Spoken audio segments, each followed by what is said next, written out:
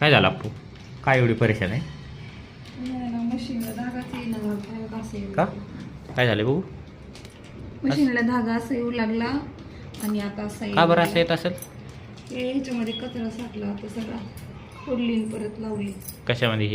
हे जे दोन या दोन प्लेटा दिसतात त्यात का? ह्याच्यामध्ये कचरा होता, हे काढलं, त्यातला कचरा काढला आणि परत जसं होतं तसं फिट्ट लावलंय. आणि आता एकदम इतकी खराब, म्हणजे खालचा धागाच उचलेला नव्हता, वरच्या साईडला एकदम बरोबर येत होतं आणि वरचं पण कच्चा आहे जरा, खालच्या साईडला तर बिलकुलच कच्चा आहे.